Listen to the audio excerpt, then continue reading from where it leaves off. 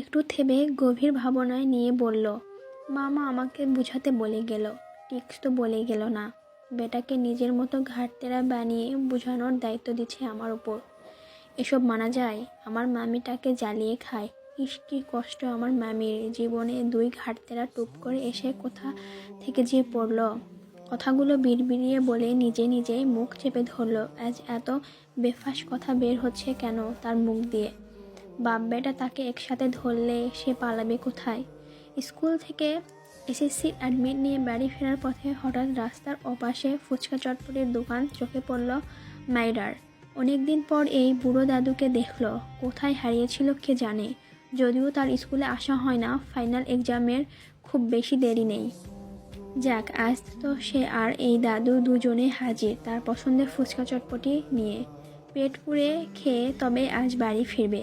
যদিও বাড়ি গেলে তার মা তাকে আরও কিছু আপ্যায়ন করে খাওয়াবে, যা খেলে পেট ভরে না, গা ভরে যায়। মায়ের হাতের স্পেশাল খাবার, যার নাম মার ছাড়া আর কি বা হবে।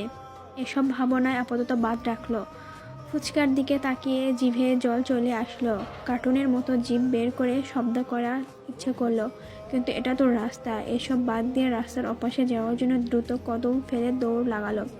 রাস্তার মাঝ বরাবর গেলে হঠাৎ দ্রুতগামী একটি বাইক দ্রুততার সহিত ব্রেক কষল। রাস্তার মাঝে সাদা হিজাব পরিহিত এক রমণীকে দেখে মায়েরা বাইকের শব্দ পেয়ে ডান দিকে ফিরে তাকালো। তার চোখ বড় বড় হয়ে যায়।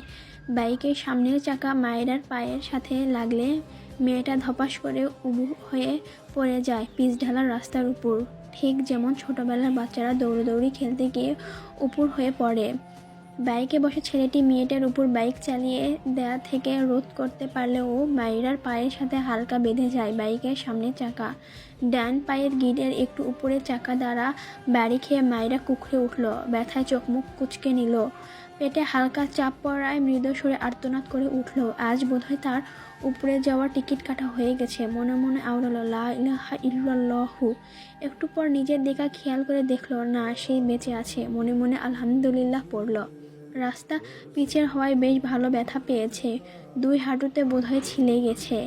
যেখানটায় চাকা লেগেছে সেখান বোধহয় কেটে গিয়েছে। ব্যথায় আঁখি পল্লব পানিতে ভরে উঠেছে, যেন টোকা দিলে টপটপ পানি ঝরবে। মায়েরা ধীরে ধীরে ওঠার চেষ্টা করলো। দু হাতের তালু জ্বলছে। ইরফান বাইক থেকে নেমে দ্রুত পায়ে মায়েরার নিকট এসে দাঁড়ালো। অতঃপর গভীর কণ্ঠে বলল, হেই, আর ইউ ওকে? ততক্ষণে মায়েরা বেশ কষ্ট করে উঠে সোজা হয়ে বসেছে। দাঁড়াতে পারবে কিনা তাই নিয়ে দ্বিধায় ভুগছে। ইরফানের কথায় কোনো উত্তর করল না।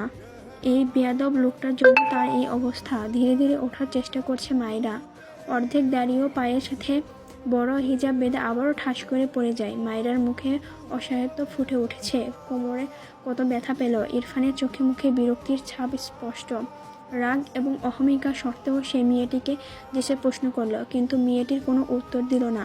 ইরফানের মনের মধ্যে এক অদম্য ক্ষোভ জেগে উঠল, যেন মুহূর্তেই সে মেয়েটির মুখে একটি থাপ্পড় দিতে পারলে শান্তি পেত। মায়েরা ভাবছে, এই লোকটা যাচ্ছে না কেন? ভাবনার মাঝে তার সামনে একটা হাত নিজের দিকে এগিয়ে আসতে দেখে মায়েরা ভীত হয়। এই লোক তাকে ধরতে আসছে কেন? তার দিকে এভাবে হাত এগিয়ে আনছে কেন? রেগে গেল মেয়েটা। ভয়কে তাড়িয়ে ছেলেটা বাড়ানো হাতের দিকে দৃষ্টি রেখে কণ্ঠে ঝাঁজ নিয়ে বলল, একদম আমাকে ছুবেন না। মেয়েদের ছোঁয়ার অভ্যেস নিয়ে বাইরে বের হন কেন? অসহ্য লোক, যত সব। ইরফান বাইক থেকে নেমে আসলে তার পকেট থেকে বাইকের চাবিটা রাস্তায় পড়ে যায়। সেটা তুলতেও হাত বাড়িয়েছিল, কিন্তু মাইরার কথা শুনে তার হাত থেমে যায়। অর্ধেক উপুর হয়ে শক্ত চোখে একবার মাইরার দিকে তাকায়, ইচ্ছে করে এই মেয়েকে থাবড়াইতে, গাল লাল করে দিতে।